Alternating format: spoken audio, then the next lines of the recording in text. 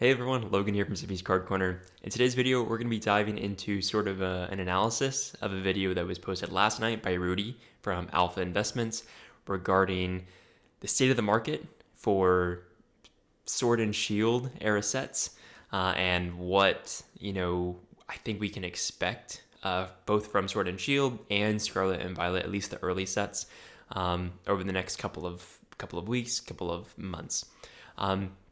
So to start, if you're not aware, Rudy from Alpha Investments has been a long-time YouTuber and Pokemon card shop, and he knows his stuff, and he posts videos basically going over his thoughts, his opinions, and what he's seen in the market. And he posted one last night at midnight where he went over how he has seen this huge influx in buyers who want prices on Sword and Shield era boxes, specifically like Fusion Strike, Chilling Reign, Brilliant Stars, Astral Radiance, things like that. And he's posted a couple of videos for the past couple of weeks about this, or at least one other one. And what we're seeing is this huge shift in prices for these boxes. What he calls sort of a Pokemon repricing moment.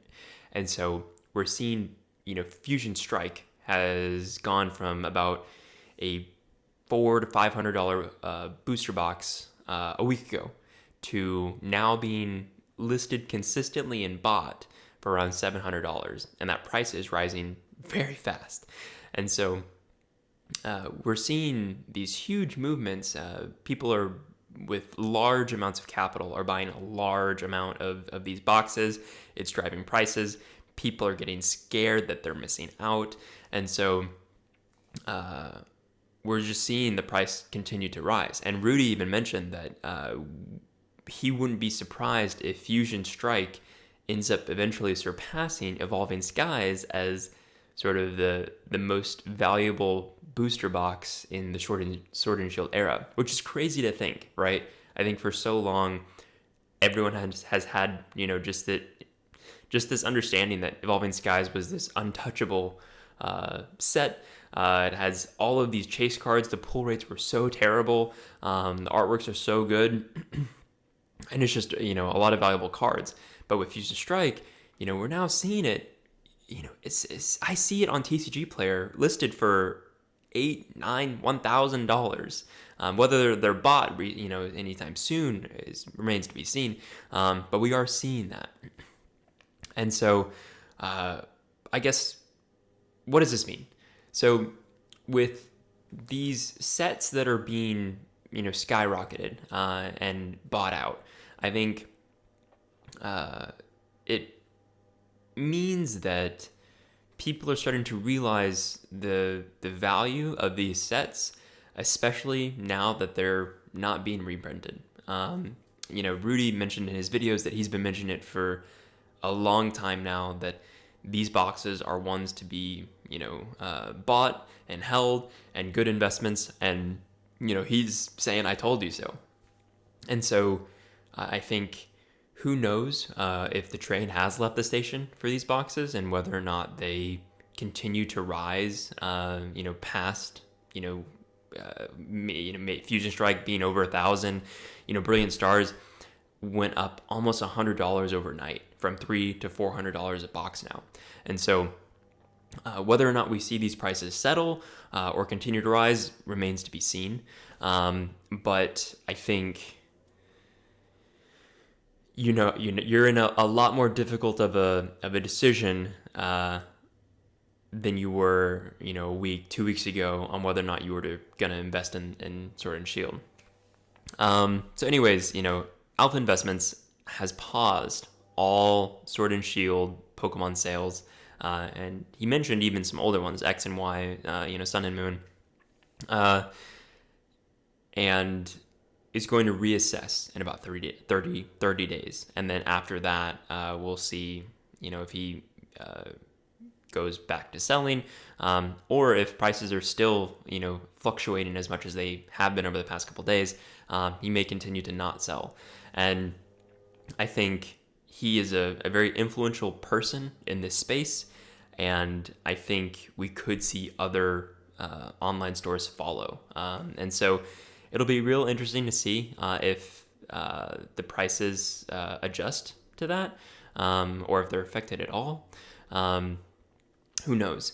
But in terms of Sword and Shield, that's one thing. But I want to talk about how Scarlet and Violet might be not necessarily affected by this, but understand what's to come. So again, Rudy mentioned this. He's mentioned it several times now. He thinks that sets 1 through 4 of Scarlet and Violet are the ones to be, really looked at in terms of, okay, this might be a good investment. Because right now it's about $200 a box. And we're now getting to this point where we're not seeing any more reprints for these boxes. We're still seeing them for, sort of these newer current ones, right? Stellar Miracle, or Stellar Crown, and Surgeon Sparks. Those are almost confirmed to get reprints.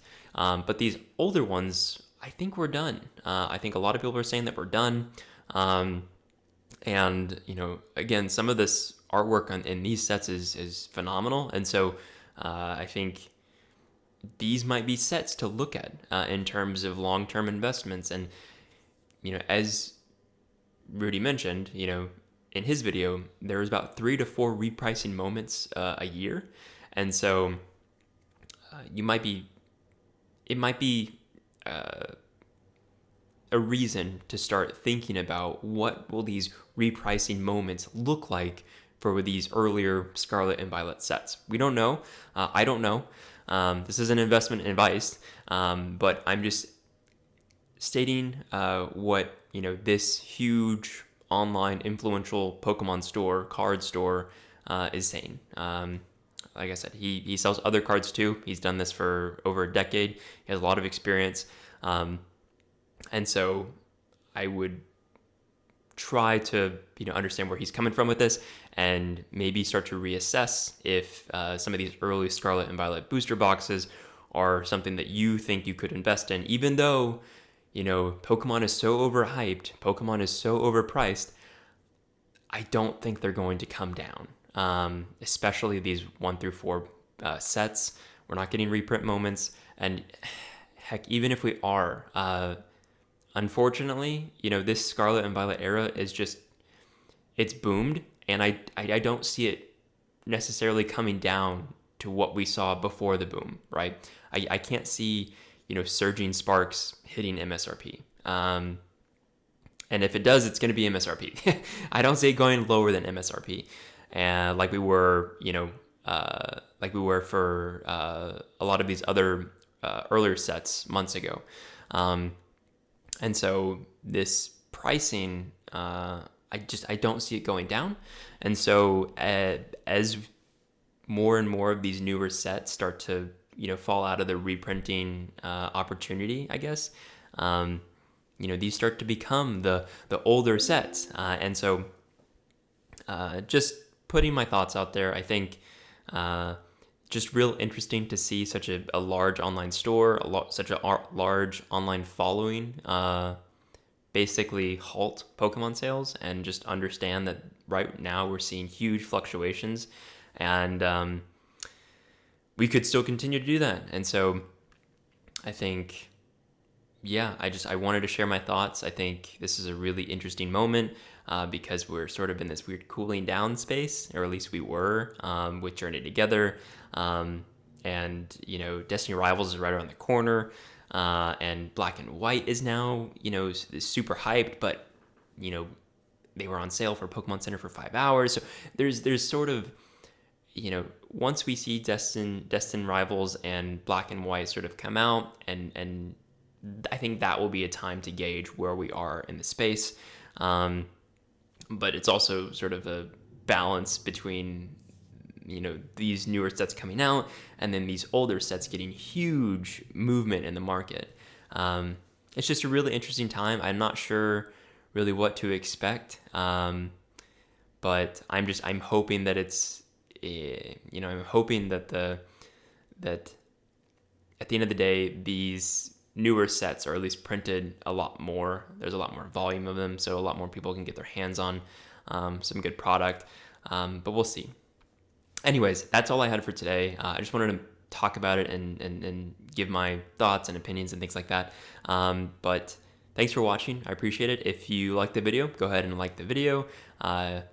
Subscribe to the channel if you like this sort of content. I plan on doing a lot more of it. Leave a comment down below what you think is happening. If you have bought some Sword and Shield booster boxes recently and are seeing gains, or if you're thinking about buying some, I'd love to know that as well. But anyways, if you're in the market for some Japanese Pokemon cards, visit zippyscardcorner.com, where you can find below market prices on some of the latest Japanese sets, Scarlet and Violet era. But yeah, that's all I had. Thanks for watching. I will catch you guys in the next one. Thanks.